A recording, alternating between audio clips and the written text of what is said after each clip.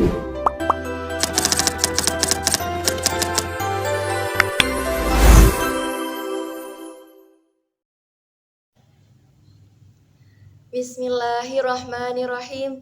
Assalamualaikum warahmatullahi wabarakatuh.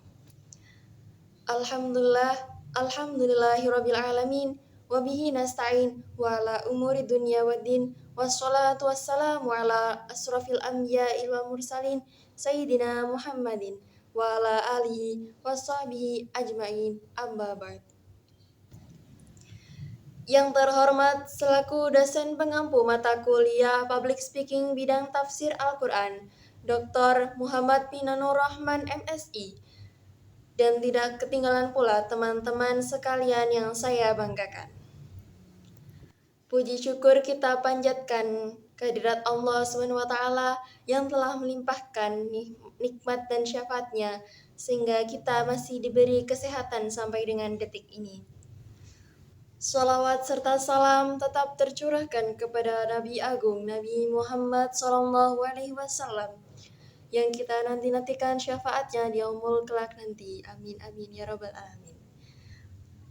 Pada kesempatan kali ini perkenalkan saya Sandi Urfa, mahasiswa program studi ilmu Al-Quran dan Tafsir UIN Kiai Haji Abdurrahman Wahid Pekalongan. Ada sebuah pesan, maaf tapi Rasulullah sudah bilang mayoritas pengikut Dajjal adalah wanita, dan kamu mungkin salah satunya.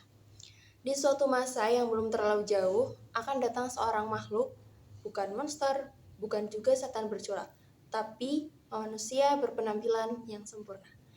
Ia akan tampak tampan, meyakinkan, memukau, dan yang paling mengejutkan. Ia tidak perlu memaksamu, kamu akan datang sendiri, berlari sendiri dengan senyum di wajahmu. Rasulullah sudah memperingatkan ini pada 14 abad yang lalu. Imam Ibnu Hajar Al-Asqalani menjelaskan, bukan karena wanita lebih jahat, bukan karena wanita lebih lemah, akan tetapi karena wanita memiliki kelembutan hati yang sangat luar biasa.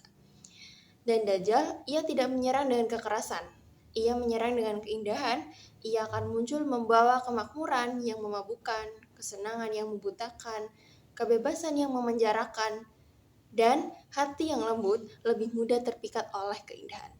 Kamu pikir Dajjal itu ada di mana sih? Atau mungkin di gunung? Atau mungkin di gua yang tersembunyi? Ulama kontemporer mengingatkan fitnah Dajjal sudah berjalan sendiri sebelum Dajjal sendiri itu muncul. Lihatlah sekitarmu.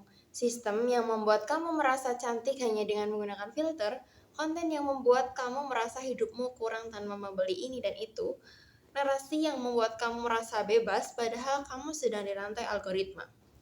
Siapa sih yang paling banyak dikonsumsi oleh industri kecantikan, fashion, dan validasi media sosial?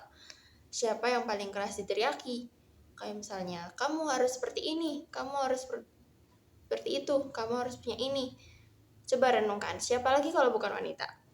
Para ulama membagi fitnah Dajjal menjadi dua. Yang pertama, ada syahwat. Syahwat adalah keinginan yang dibungkus oleh keindahan. Dan yang kedua, syuhbat. Syuhbat adalah kebingungan yang dibungkus oleh logika. Bayangkan skenario ini, seorang wanita soleha yang rajin sholat, membaca Al-Quran, tapi pelan-pelan konten di YouTube, di TikTok, dan di IG perlahan membuat mulai merasa jilbabnya itu mengakang. Ia mulai merasa aturan Islam kuno dan tidak relevan. Ia mulai merasa bahwa versi Islam ini lebih masuk dengan modern dan masuk akal. Tidak ada yang memaksanya, tidak ada juga yang menodongnya. Ia mengubah dirinya sendiri dengan bangga, itulah cara Dajjal bekerja. Rasulullah SAW bersabda tentang masa yang mendekati kiamat. Akan datang tahun-tahun penuh dengan penipuan. Di dalamnya, orang yang jujur tidak dipercaya dan pendusta dipercaya. Orang yang amanah dianggap pengkhianat dan yang pengkhianat diberi kepercayaan. Hadis riwayat Ahmad Ibnu Majah.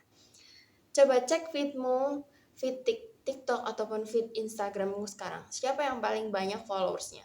Siapa yang paling keras didengar? Siapa yang paling benar dan atau yang paling menarik? Siapa yang paling jujur atau yang gemar menghibur? Ini bukan tentang menyalahkan atau penyalahan, ini melainkan ini tentang persiapan. Rasulullah memberikan tameng. Yang pertama adalah hafal 10 ayat pertama dalam surat Al-Kahfi. Barang siapa menghafal 10 ayat pertama dalam surat Al-Kahfi, ia akan terlindungi dari Dajjal. Hadis riwayat Muslim. Yang kedua adalah berlindung dari fitnah Dajjal dalam setiap sholat. Ya Allah, aku berlindung kepadamu dari asap jahanam, asap kubur, fitnah kehidupan dan kematian, dan dari fitnah Al-Masih Ad-Dajjal. Yang ketiga adalah jaga kelembutan hatimu. Arahkan pada yang benar, kelembutan hatimu bukan kelemahanmu, tapi ia butuh pagar yang kuat. Bayangkan, Rasulullah duduk, matanya berkaca-kaca. Ia memikirkan umatnya, ia memikirkan wanita-wanita di akhir zaman yang akan menghadapi fitnah terbesar sepanjang sejarah. Dan ia memilih untuk memperingatkan mereka bukan karena meremehkan, bukan juga karena merendahkan, melainkan karena mencintainya. Seandainya kalian mengetahui apa yang aku ketahui, niscaya kalian akan sedikit tertawa dan banyak menangis. Hadis riwayat Bukhari dan Muslim.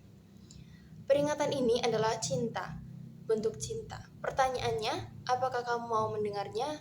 Apakah kamu tidak harus setuju dengan semua ini? Tapi kamu tidak bisa berpura-pura tidak pernah mendengar atau tidak pernah membacanya. Tanda-tanda itu pasti ada. Peringatan itu sudah sampai, pilihannya ada di tanganmu sendiri. Apakah kamu akan menjadi wanita yang Rasulullah SAW khawatirkan, atau mungkin menjadi wanita yang dibanggakan?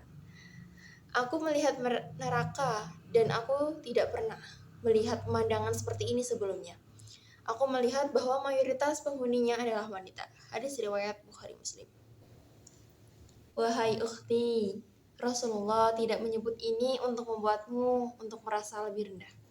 Ia menyebutnya sambil matanya berkaca-kaca, sambil tangannya gemetar, karena rasa khawatirnya, sambil hatinya penuh dengan doa yang tak putus asa untuk umatnya. Orang yang tidak peduli tidak akan repot-repot memperingatkan. Beliau tahu beratnya dunia yang akan kamu hadapi. Tahu betapa kerasnya tekanan yang menghantam dirimu setiap hari, dari segala arah, dari segi layar, atau mungkin dari segi mulut orang, atau mungkin dari standar yang terus bergerak untuk setiap kali kamu merasa sudah cukup. Dan di tengah semua itu, beliau memilih untuk memperingatkanmu duluan.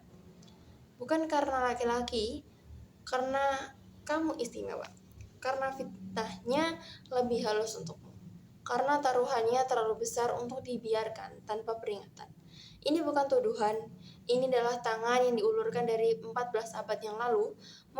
Jadi mau kamu pegang atau tidak, itu pilihanmu.